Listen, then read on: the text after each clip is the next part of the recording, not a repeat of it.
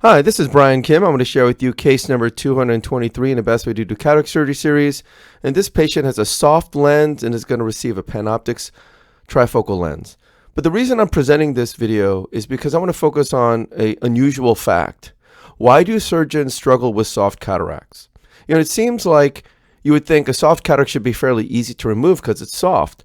But interestingly enough, the 1 to 2 plus dense lens is the one that everyone really wants to have because it's the easiest to disassemble. And I'm going to go over in detail why people struggle with soft cataracts and how you can overcome this. And so I'm using a cotton tip to steady the eye and center the eye. And this is a corneal marker which will help me to center and size the rhexis.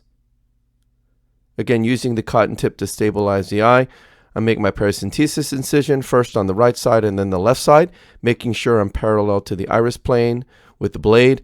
This creates a nice corneal shelf, which will allow me to achieve a self-sealing incision.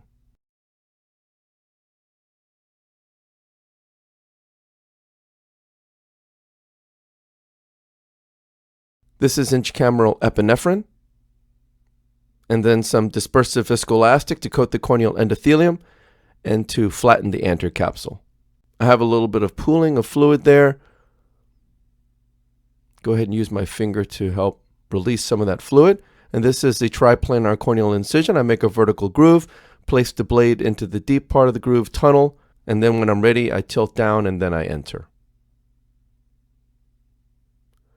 Now you can see I'm using the cannula to control the eye, but then I notice that there's some lashes right at the edge. And I really hate lashes because lashes are the source of infection, and I don't really want to have any lashes exposed in my field. So I go ahead and trim those lashes. We irrigate the eye.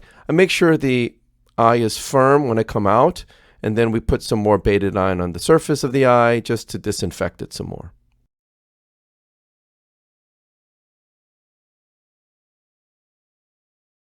And this is my capsule rhexis forceps, the microforceps. I ask the patient to look straight up.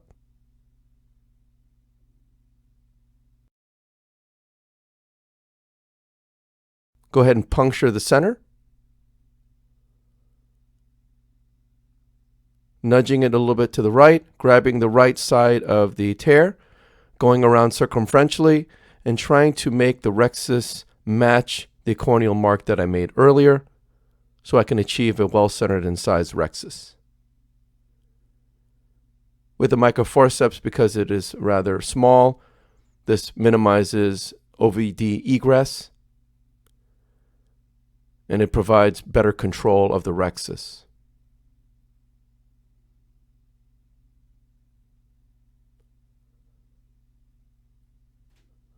Especially with these cases when patients are paying extra money, I always really pay close attention and really take my time in getting a perfect rhexis whenever I can. Go ahead and burp some viscoelastic out. And this is the capsule fornix hydrodissection technique. I place the cannula under the rhexis edge contra-incisionally, point the tip down, get a nice wave, lift the lens up just a little bit to decompress the bag, push the lens back down, try to get that wave to dissipate all throughout the bag, and then the lens begins to spin here. Very easily, actually.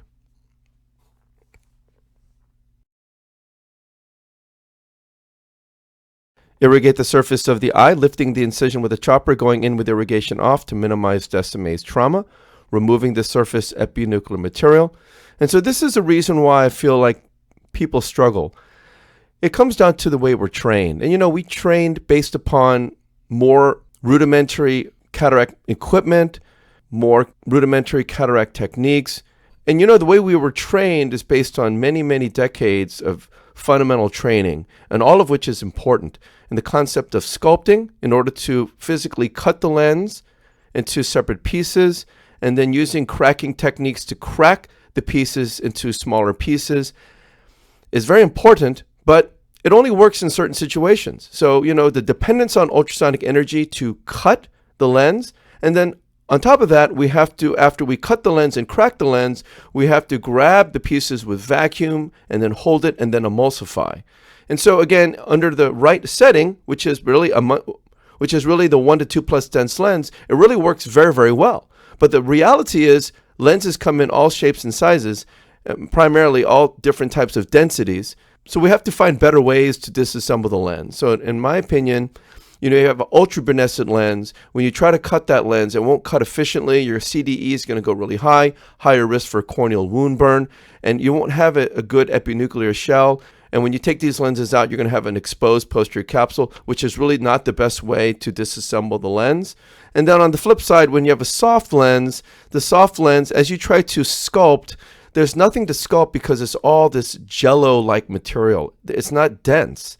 And so when you create a trough and then you try to crack, you can't crack because it's all jello material. You just kind of cut through the lens material as if you're trying to deal with jello.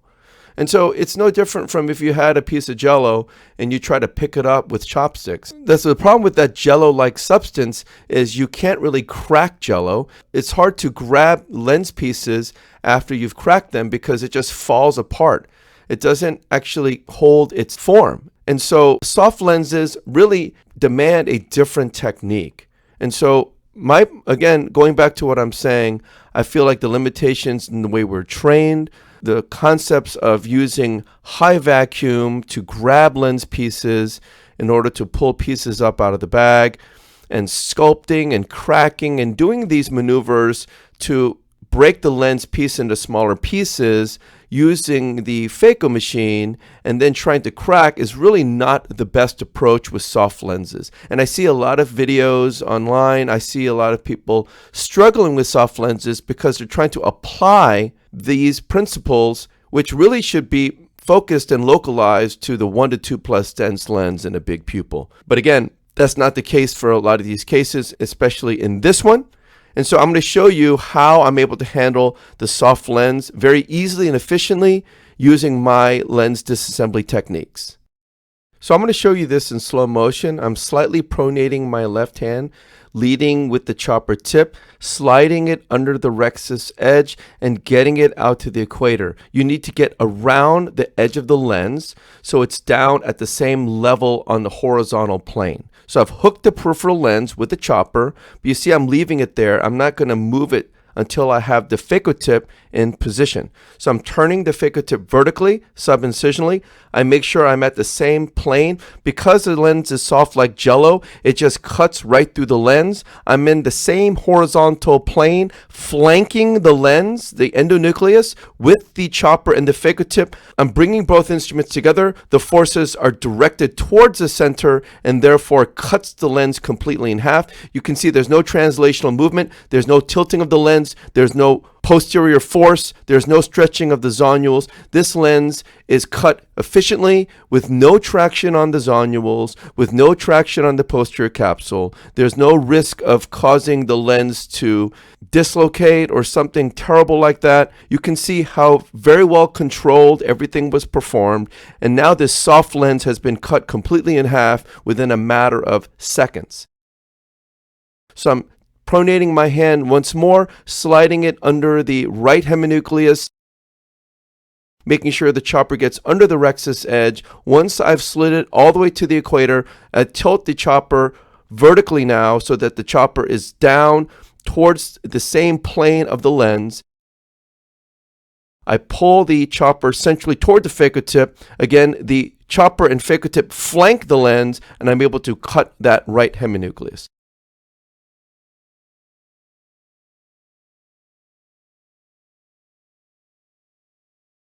I use some vacuum now to lift that first quadrant up and emulsify it very quickly. And then I'm using the chopper to nudge that second quadrant up. It comes right out of the bag, and then I emulsify it. I turn the second heminucleus in front of me, placing the chopper around the lens, hooking the peripheral lens, and then pulling it toward the phaco tip, crushing the lens against the phaco tip. And then emulsifying the third quadrants and then the fourth quadrants, applying the same concepts of mechanical fracturing and the cross-chop maneuver. and applying flanking the lens with the instruments and cutting it within the same horizontal plane. And how am I able to do that? Because the lens is soft. And that means not only is the endonucleus soft, but the epinucleus is soft, the cortex is soft. You're able to flank the lens very easily and confidently and then crush it with horizontal forces. And that is the beauty of double chop and cross chop. I cannot overstate how efficient this technique is and why I feel like everyone should be adopting this technique with soft lenses. You shouldn't be trying to sculpt these lenses. Don't be trying to crack the lens pieces after you sculpt. You don't have any leverage. As you try to crack, the lens just falls apart. Nothing will happen. And then when you try to pull those lens pieces up with vacuum, they'll fall apart on you. Why are you using vacuum when the lens is stuck within the bag? It makes no sense. Try to leverage the concepts of mechanical fracturing, flank your instruments around the lens. And again, it just takes some practice and learning to use these concepts in lens disassembly. Again, the way we were trained was very rigid. You have to sculpt, you have to crack, you have to spin the lens within the bag, you have to loosen it up. And if any of those steps goes wrong, then you're going to run into trouble. If you're not able to crack very well, then you're stuck. If you can't pull the pieces out of the bag, and then you're stuck. And especially in the soft lens, if you start going after the lens pieces with high vacuum, right behind the lens is a posterior capsule. And then you might rupture the posterior capsule, and then you've created a lot of trouble for nothing. I remember very consistently in my residency program, the lenses that people dreaded were, of course, the ultraluminescent lenses, but also the soft lenses. And that, again, it's not a fault of anybody, but it's really based upon the way we were taught fundamental cataract surgery. Sculpting is really a poor decision when you're dealing with a soft lens. It just cheese wires. Grabbing the lens with high vacuum is a bad idea because the lens will crumble. And so you can't apply high vacuum to try to pull lens pieces up. And so it comes back to what I said, mechanical fracturing concepts. Flank the lens with the instruments, crush it. Hook the lens up out of the bag with the chopper. This makes surgery so simple. And as you're doing the techniques, you're going to develop a lot of confidence. You're going to be like, man, I don't really struggle at all now in getting the lens out. I don't really feel like I'm backed into a corner and not able to disassemble the lens and get it out of the bag easily. Since I've adopted these techniques, I haven't struggled with taking any lenses out of the bag any longer.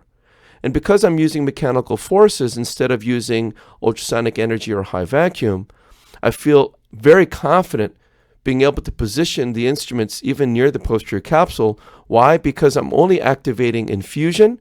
I'm just keeping the bag inflated, keeping it away from me. And I know how to maneuver my instruments in the eye so I can efficiently disassemble the lens, pull lens pieces up, hooking the lens with a chopper rather than going after with high vacuum. Again, obviously, if it's already loose, I don't mind going after lens pieces with vacuum. But the point is if the lens is stuck and it's in the bag, that's not really the time to go after with high vacuum, especially in the soft lens, because if you vacuum too fast, you're going to vacuum through the lens material and then to the posterior capsule. And so this is why I feel so passionate about these techniques. And it boils down to because I learned the hard way. I've been doing cataract surgery the same way that everyone else has been doing it. I've been doing sculpting techniques, divide and conquer, cracking the lens, and then learning stop and chop, and then also traditional horizontal chop, vertical chop. These are all techniques that I've learned. But as I've used these techniques, I started to see certain weaknesses in the techniques. Again, it's no fault of anybody's. It's just the way we were taught. I was never taught mechanical fracturing concepts because none of it was really developed or invented. No one's really talked about it because this is not a traditional way to do cataract surgery.